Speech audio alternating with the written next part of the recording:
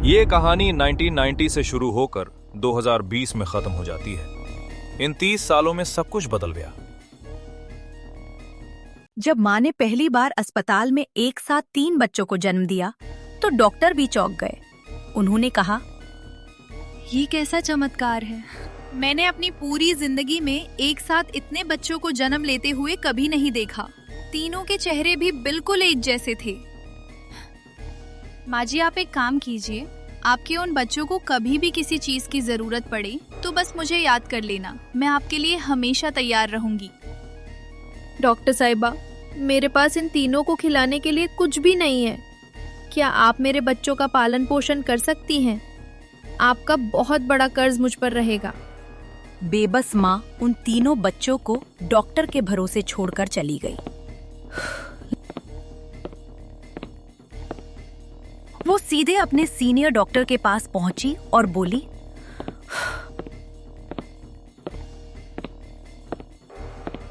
Sir, एक माँ अपने तीनों बच्चे हमारे भरोसे छोड़ गई है।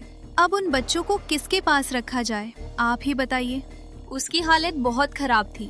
वो इन बच्चों का पालन पोषण कैसे कर पाएगी? यही सोचकर मैंने उससे कहा कि तुम इन तीनों बच्चों को मेरे पास छोड़ दो, मैं उन्हें किसी बड़े अनाथ आश्रम में भेज दूंगी। तुमने सही फैसला लिया है। अब उन तीनों को अनाथ आश्रम में छोड़कर आ जाओ। मेरी आपसे विनती है, मेरे अस्पताल में एक औरत ने 3 बच्चों को जन्म दिया है। अब मैं उन बच्चों को आपके भरोसे यहाँ छोड़ कर जा रही हूँ। मेरी आपसे प्रार्थना है कि आप उनकी परवरिश अच्छे से करना। अरे, आप बिल्कुल चिंता मत कीजिए। अब उनका ध्यान रखना हमारी जिम्मेदारी है। साल 2020 की सुबह का समय था। सूरज धीरे धीरे पहाड़ों की ओट से बाहर निकल रहा था। पक्षी चहचहा रहे थे।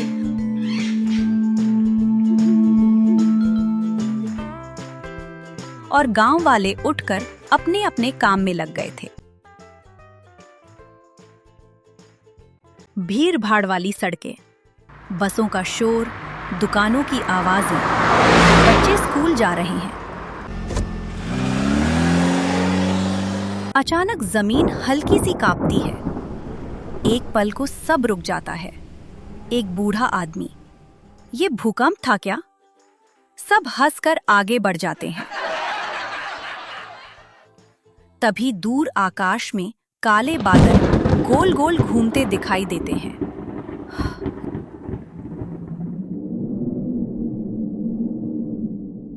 टीवी स्क्रीन पर ब्रेकिंग न्यूज।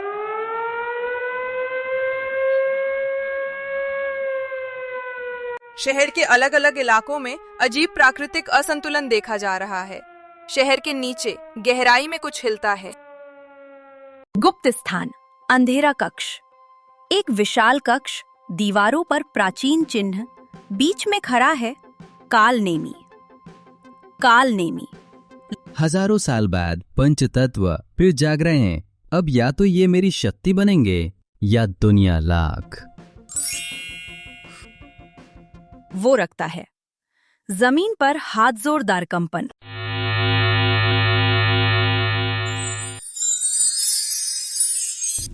एक केमिकल फैक्ट्री में आग लग चुकी है। मजदूर फंसे हुए हैं। देवांश अंदर घुसता है। आग उसे छूती है लेकिन जला नहीं पाती। देवांश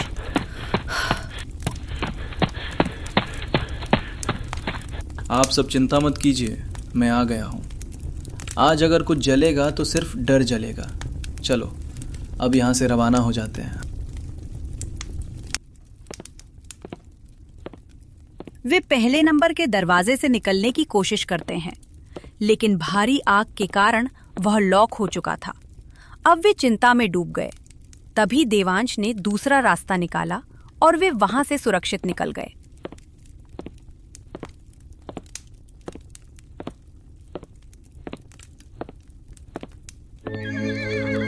दिन हुआ, फिर रात आई। इस बार ये मुसीबत समुद्र में आई, लेकिन तभी वहां एक योद्धा प्रकट हुआ। वो वहां की परिस्थिति को समझता है। छलांग लगाता है। हवा उसे थाम लेती है।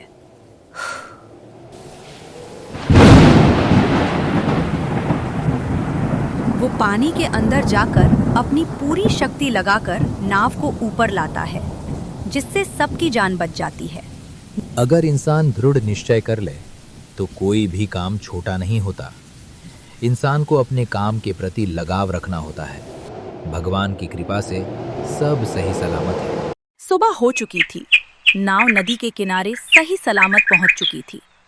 नाव के मालिक ने कहा, मैं तुम्हारा एहसान जिंदगी भर नहीं भूलूंगा।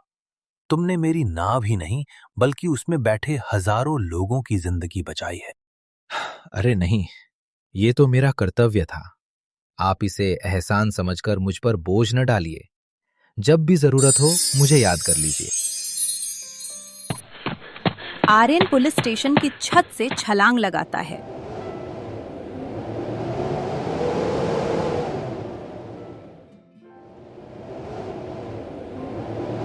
अगर किस्मत हमें आजमाने पर उतर आए तो चाहे कितनी ही कठिनाइयां क्यों ना आ जाए, हमारा इरादा कभी नहीं बदलेगा। शहर में लोगों की भीड़ थी। लोग इधर उधर घूम रहे थे।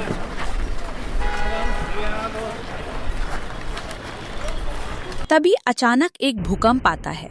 पूरे शहर में हलचल मच जाती है। लेकिन किसी को क्या पता था कि ये कलनेमी का आदमी है जिसने पूरे शहर को तबाह कर दिया। 3 योद्धा एक जगह पर इकट्ठा हुए। ये क्या हो रहा है? अगर इसे ऐसे चलते रहने देंगे तो कुछ ही घंटों में नष्ट हो जाएगा। हमें इसे रोकना पड़ेगा। क्या तुम्हारे पास इसे रोकने का कोई समाधान है? अब तो हमें इस मुश्किल से ऊपर वाला ही निकाल सकता है। क्या करें, हमारे हाथ में कुछ भी नहीं है। चलो, इसे रोकना ही पड़ेगा। अरे देवांश, मुझे तो इस बारे में कुछ सूझ नहीं रहा। तुम्हें कुछ आइडिया है तो बता दो। मेरे पास भी कोई हल नहीं है।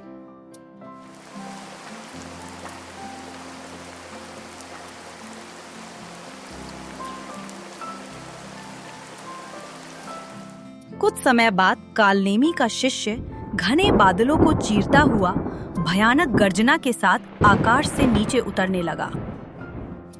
वो वहां उतरा। उसने चारों ओर देखा और बोला, मैं इस शहर में किसी को नहीं छोड़ूंगा। मैं इसे पूरी तरह तबाह करके अपना एक नया साम्राज्य बनाऊंगा जो मेरे इशारों पर चलेगा। कालेनेमी और तीनों योद्धा एक दूसरे के आमने सामने आ जाते हैं और कालेनेमी उन तीनों से कहता है,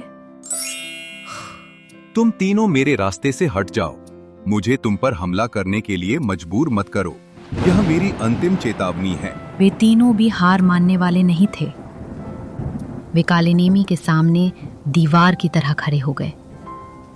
ये देखकर कालेनेमी बहुत गुस्सा हो गया और उसने भी हमला करना शुरू कर दिया।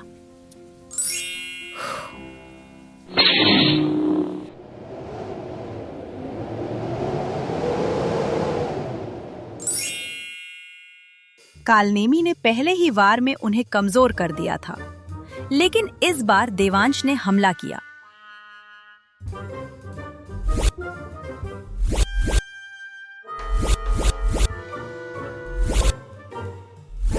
नीरज ही उस पर हमला करता है।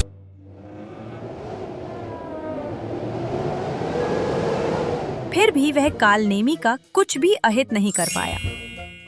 इस बार कालनेमी ने भी हमला किया और दोनों के बीच भयंकर टक्कर हुई। नीरव कालेनेमी के सामने टिक नहीं पाता और वह गिर जाता है।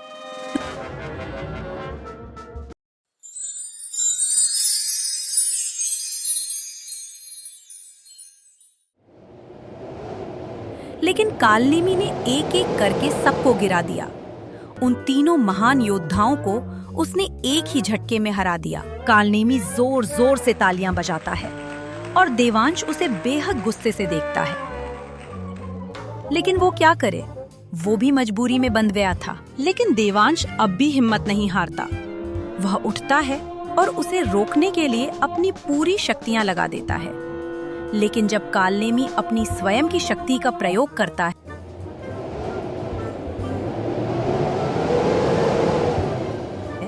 तब देवांश को आखिरकार हार माननी ही पड़ती है। देवांश नीचे गिर जाता है और वह कहता है, मैंने तुम तीनों को पहले ही कहा था कि मेरे रास्ते में मत आओ, लेकिन तुमने मेरी बात नहीं मानी। अब भुगतो। फिर वह वहां से चला जाता है।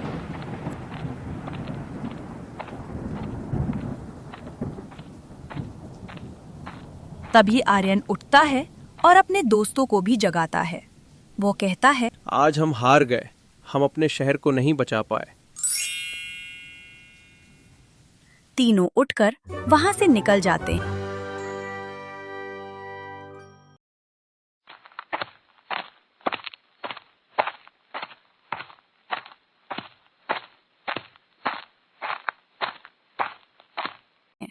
और कालनेमी शहर में तबाही मचाने लगता है।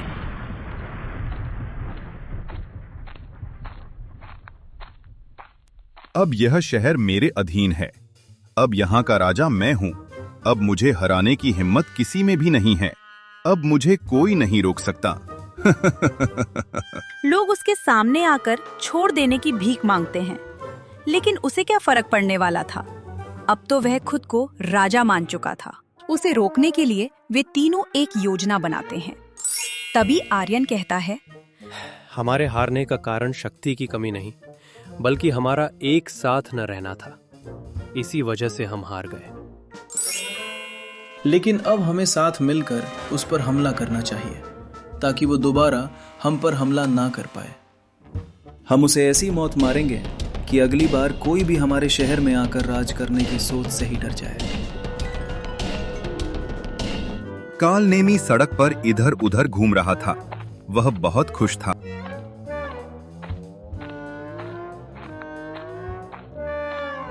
लेकिन तभी तीनों की एंट्री एक बेहद शक्तिशाली स्टंट के साथ होती है।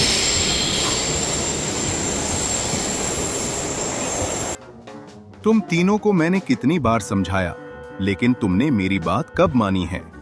अब देखो मैं तुम्हारा क्या हाल करता हूँ। ऐसा हाल करूंगा कि जिसे देखकर तुम्हारी रूह भी कांप न जाए। तो मेरा नाम भी कालनेमी नहीं।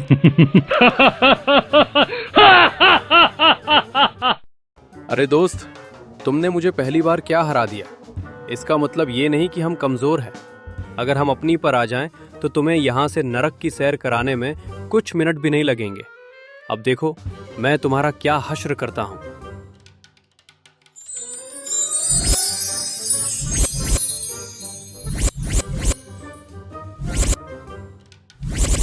फिर देवांश हमला करता है। देवांश भी अपनी पूरी शक्ति झोंक देता है, लेकिन कालनेमी भी कहाँ कम था।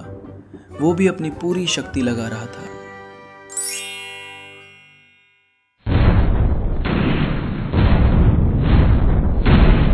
आर्यन ने भी अपनी सभी शक्तियों को एक साथ इकट्ठा करके उन्हें कालनेमी पर छोड़ दिया। यह दृश्य देखकर कालनेमी क्रोध से भर उठा, लेकिन वह रुकने वालों में से नहीं था। उसने अपना सबसे घातक अस्त्र गैस लाइट निकाला और पूरी शक्ति से उसे उन तीनों पर छोड़ दिया। लेकिन इस बार कालनेमी उन तीनों का कुछ भी नहीं बिगाड़ पाया। इस बार तीनों ने एक साथ हमला किया।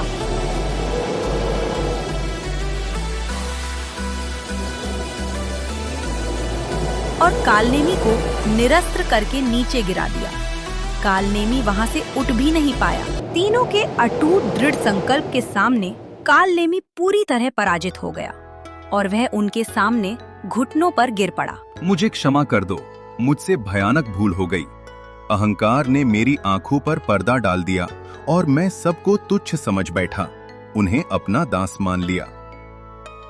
जाओ, हम तुम्हें छोड़ रहे हैं। लेकिन तुमने जो आतंक फैलाया है, उसका हिसाब तुम्हें हर हाल में देना होगा। वो स्वयं को संभालते हुए खड़ा हुआ और वहां से जाने लगा।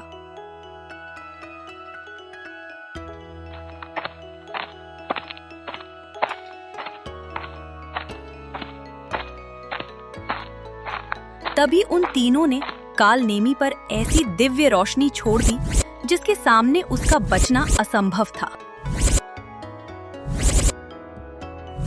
कालनेमी वहां विस्फोट के साथ नष्ट हो गया और पूरा शहर खुशी से झूम उठा।